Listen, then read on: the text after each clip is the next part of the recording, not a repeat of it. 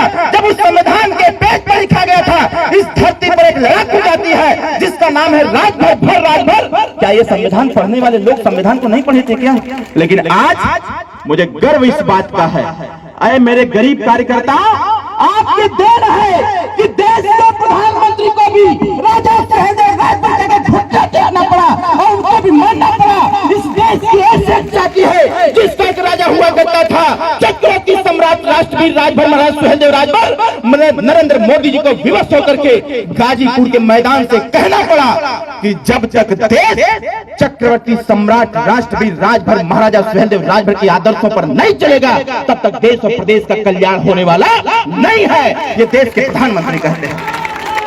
आप क्या समझते हैं अपने आप को? आज का ये दिन नहीं भूलने वाला है, ये बसंत पंचमी नहीं भूलने वाला है। इतिहास तुम्हारे तरफ के से खत्म हो जाए, लेकिन तुम अरविंद राजभर ओम प्रकाश राजभर के जुबान से राजा सुहेलदेव का इतिहास नहीं छीन सकते हो। तुम किताब का पन्ना फाड़ दो, तुम देश के इतिहास के नक्शे से राजा सुहेलदेव को गायब कर दो, लेकिन गरीबों के दिलों से राजा सुहेलदेव राजभर को नहीं निकाल सकते हो। क्योंकि अगर हम इतिहास बनाना जानते हैं तो लोकतंत्र में इतिहास को बताना भी जानते हैं। अगर हमारे पूर्वज इतिहास बनाना जानते हैं तो उसे कुल खानदान के हम लोग हैं। हम लोग इतिहास बताना भी जानते हैं और इतिहास बता करके जिस दिन हमारे समाज का नौजवान पढ़ लिख करके होनहार हो जाएगा उसी दिन तय हो जाएगा। एक इतिहास नहीं, एक किताब नहीं, लाखों किताब लिखवा करके आपके गांव में भिजवा दिया जाएगा कि पढ़ाओ अपने बच्चों को और बताओ कि किसी के बाप से डरने की आवश्यकता नहीं है, किसी के सामने घुटना टेकने की आवश्यकता नहीं है। क्योंकि भारत में आज जो स्वतंत्रता की नींद से लोग सोते हैं, जो आज भारत में आज स्वतंत्र रूप से लोग बोलते हैं, अगर उसका पूरा पूरा श्रेय किसी को जाता है तो वो चक्रवर्ती सम्राट राष्ट्रवीर राजभर महाराजा सुहेलदेव राजभर को जाता है। साथियों, इसी प्रकार से पूरा देश इनके सामने नतमस्तक नहीं। मैं धन्यवाद देता हूं अपने इस गांव के उन कार्यकर्ताओं को, मैं धन्यवाद देता हूं अपने उन बुजुर्ग कार्यकर्ताओं को जिन लोगों ने इस पीले झंडे को अपने कंधे पर रख करके माननीय ओम प्रकाश राजभर जी की विचारधारा को घर घर और गांव गांव पहुंचा करके आज सुहेलदेव भारतीय समाज पार्टी को वहां ले जाकर के खड़ा कर दिए हैं कि देश की 4000 पार्टियों को पिछाड़ते हुए सुहेलदेव भारतीय समाज पार्टी तीसरे नंबर की पार्टी साथियों आपकी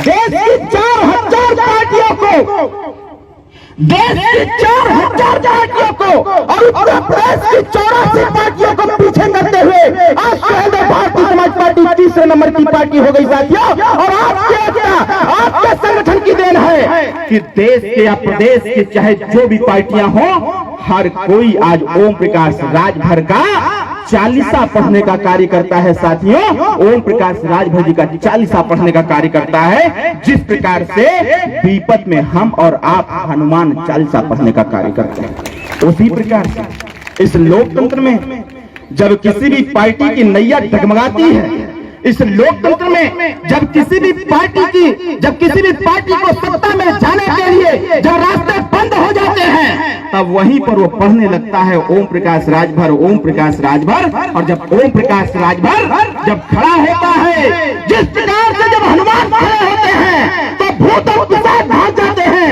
उसी प्रकार से जब किसी पार्टी के साथ ओम प्रकाश राजभर खड़ा होता है तो उसकी दरिद्रता दूर हो जाती है। साथियों, उसकी दरिद्रता दूर हो जाती है और ऐसा पार्टी हमारी सुहेलदेव भारतीय समाज पार्टी। साथियों, आज ये मैं नहीं बोल रहा ना, मैं नहीं बोल रहा है, ये आपका हौसला बोल रहा है, ये आपकी आवाज है, मेरी आवाज थोड़ी है।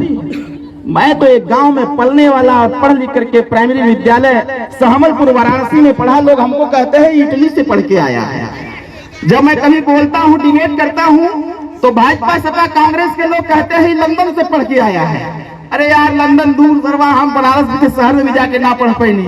वो तो बाद में जब थोड़ी सी पैसा वैसा भइल तो जाकर के हम अपना पढ़ना चालू किया यूनिवर्सिटी में। और साथियों, मैं बहुत बहुत धन्यवाद देता हूँ आपको। राजा सुहेलदेव राजभर बहुत चर्चा हो रही है, पूरा देश राजा सुहेलदेव राजभर जी के इतिहास को पढ़ने के लिए और जानने के लिए बहुत बेचैन हैं। हम लोगों ने दबाव बनाया। आपको याद होगा, अगर आप किसी रैली में गए होंगे तो आपको याद होगा कि माननीय नेताजी बोला करते हैं कि आप सिर्फ इस झंडे को अपने दरवाजे पर टांग के रखे रहो और आपसी एकता और संगठन बना के रखो। एक वो दिन आएगा कि जो हम परेशान हैं, आप परेशान हैं कि राजा सुहेलदेव राजभर की जयंती भी मननी चाहिए। आप घबराओ नहीं, ऐसा दिन पैदा किया जाएगा कि देश और प्रदेश की सरकार सरकारी पैसे से राजा सुहेलदेव राजभर की जयंती मनाने का कार्य करेंगे साथियों। और आपके नेता ने, आपकी पार्टी ने वो काम कर दिखाया। नहीं तो पिछला एक आदेश, एक साल पहले का आदेश उत्तर प्रदेश और देश की सरकार ने दिया कि उत्तर प्रदेश के कोई भी शैक्षणिक संस्थान हो, कोई भी सरकारी कार्यालय हो, हर कार्यालय में, हर स्कूल में राजा सुहेलदेव राजभर जी की जयंती मनानी चाहिए। लोगों को मनाना अनिवार्य कर दिया। ये बात माननीय ओम प्रकाश राजभर जी ने 10 साल 15 साल पहले कहा था और आज माननीय नेताजी का सपना साकार हुआ। आज उत्तर प्रदेश के हर स्कूल में राजा सुहेलदेव राजभर जी की जयंती कल बसंत पंचमी के दिन मनाई गई। साथियों, ये इतना बड़ा काम माननीय ओम प्रकाश राजभर जी ने कर दिया। लोग पूछते थे, जब कभी आप ये गमछा लेकर के जाते थे तो लोग क्या पूछते थे? लोग कहते थे कि अरे पियर का गमछा के कर आगल बा, तो जे जानत रहे तो वो कहे कि सुहेलदेवा वाले हम सब कहते थे ना कि सुहेलदेवा वाले हम सब। और ये सुहेलदेवा कहने वाले लोग आज ऐसी स्थिति पैदा कर दिया गया कि हर जाति, हर समुदाय और हर वर्ग के लोग राजा सुहेलदेव राजभर जी की जयंती मनाने लगे। साथियों, ये देन अगर किसी की है तो वो आपकी देन है। आज 20 साल पहले, जैसे आप इस गांव के हैं, इस गांव से जब कहीं बाहर जाते थे तो लोग क्या कहते थे? जब राजभर समाज के या कहीं शादी विवाह में लोग जाते थे या राजभर समाज की बारात जाती थी, इस बात को आप ध्यान से सुनिएगा कि देखिए परिवर्तन कितना हुआ।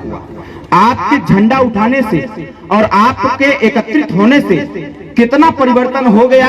लोगों के टोन में परिवर्तन हो गया, लोगों के विचार और व्यवहार में परिवर्तन हो गया। आज के 20 से 25 साल पहले जब आप कहीं पर शादी विवाह में जाते थे या अपने बच्चे की शादी के लिए जब बारात लेके जाते थे तो तमाम लोग देख करके कहते थे कि भरवन का बारात जाता। कहते थे कि नहीं कहते थे? बोले जोर से।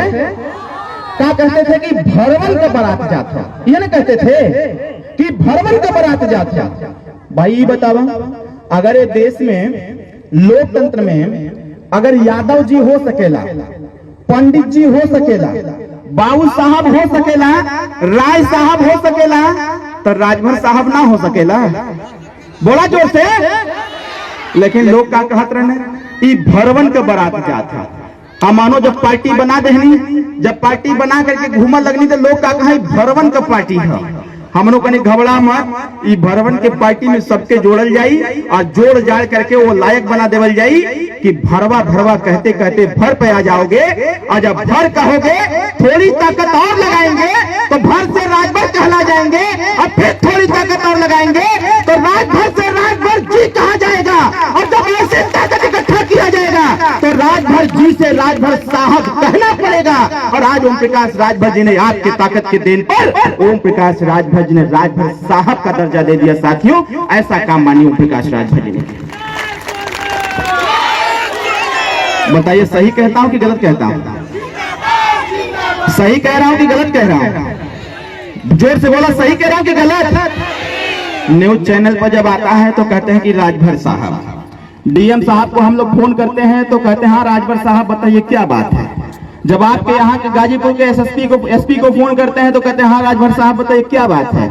जब किसी भी अधिकारी कर्मचारी को फोन करते हैं तो कहते हैं हाँ राजभर साहब बताइए क्या बात है। जब कोई भी व्यक्ति जाता है किसी तहसील पर या ब्लॉक पर या जिले पर गमछा लेकर के तो कहते हैं देखिए राजभर साहब की पार्टी के राजभर साहब आ गए हैं। साथियों, इतना बड़ा सम्मान आपको भरवा से भर से राजभर और राजभर से राजभर जी, राजभर से राजभर साहब देने का कहने का अधिकार किसने दिया? तो सुहेलदेव भारतीय समाज पार्टी ने साथियों आपको दे दिया। अब आगे क्या करना है ये भी जान लिया।